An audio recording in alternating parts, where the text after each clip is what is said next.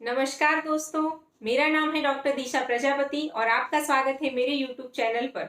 दोस्तों, आज video start करने से पहले मैं आप सबको एक बहुत बड़ा थैंक यू कहना चाहती हूँ, क्योंकि आज मेरी YouTube चैनल ने सबसे पहला माइलस्टोन यानी कि मेरे सबसे फर्स्ट 1000 सब्सक्राइबर कंप्लीट कर लिए हैं, जो आपके सपोर्ट और आपके प्यार के बगैर बिल्कुल भी पॉसिबल नहीं था। So a big thank you to all my subscribers and my viewers. और मैं आशा करती हूँ कि आगे भी मुझे आपका प्यार और सपोर्ट ऐसे ही मिलता रहे, ताकि आगे भी मैं बहुत सारी इंफॉर्मेटिव वीडियोस आपके साथ शेयर करती रहूं।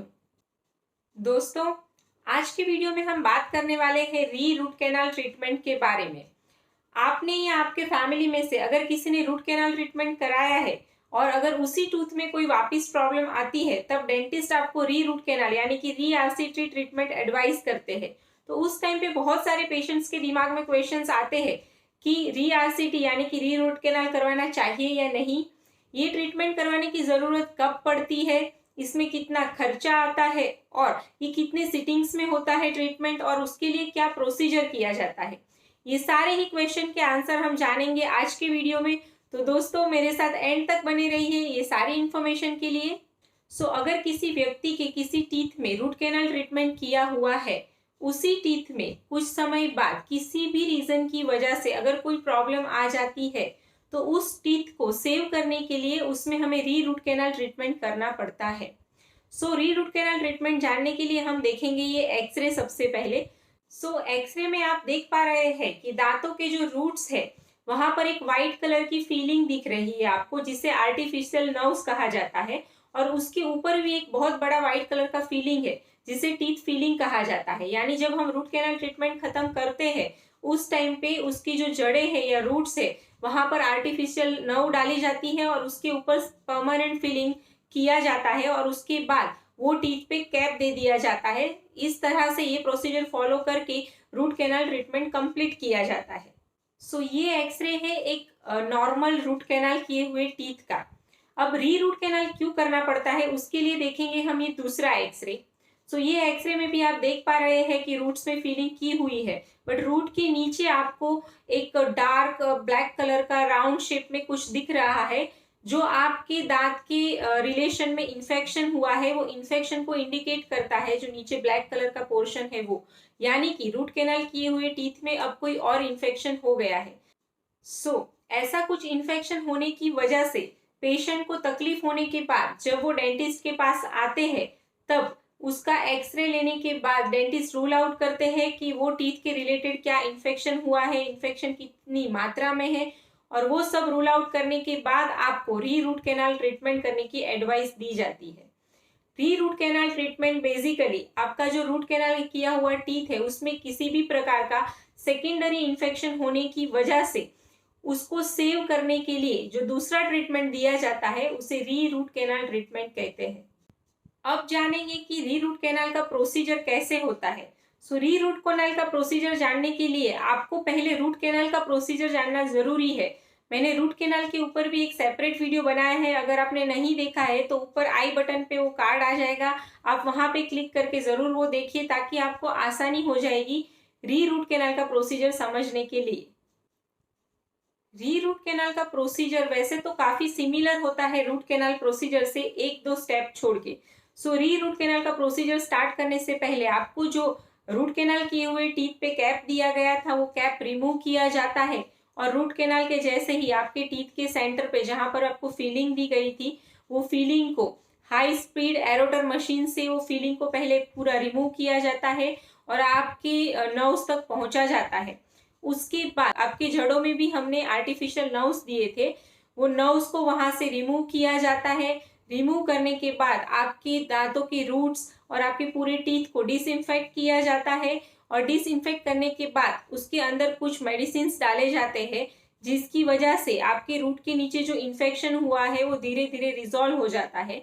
और वो मेडिसिन आपके रूट में डालने के बाद आपको कुछ दिनों तक, यानी कि 2 से 3 हफ्तों तक, आपका इन्फेक्शन की सीवियरिटी कितनी है उस हिसाब से 2 या 3 हफ्तों तक आपको ड्रेसिंग दी जाती है, और वो दांत को ऐसे ही छोड़ा जाता है, ताकि उसके अंदर जो मटेरियल डाला है हमने, वो उसका वर्क करता है और उसके नीचे जो इन्फेक्शन जमा हुआ है उसे क्लियर करने में हेल्प करता है।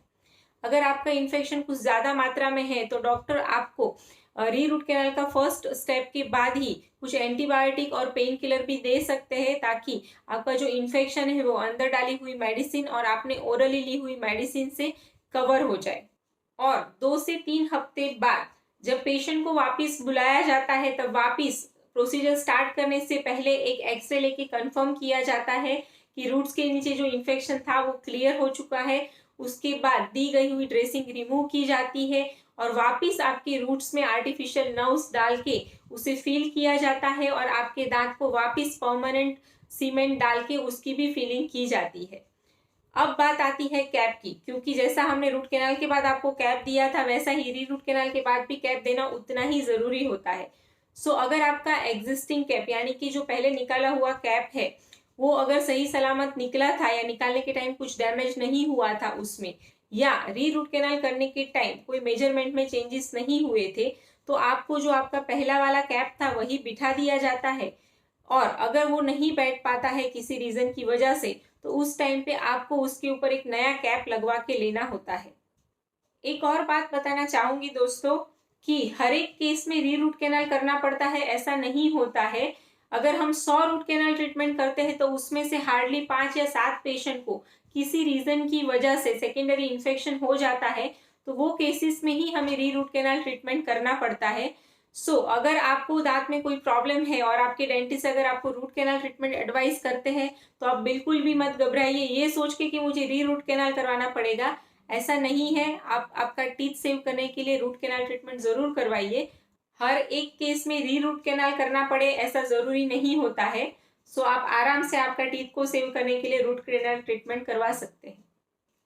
अब बात करेंगे कि री आरसीटी में खर्चा कितना आता है।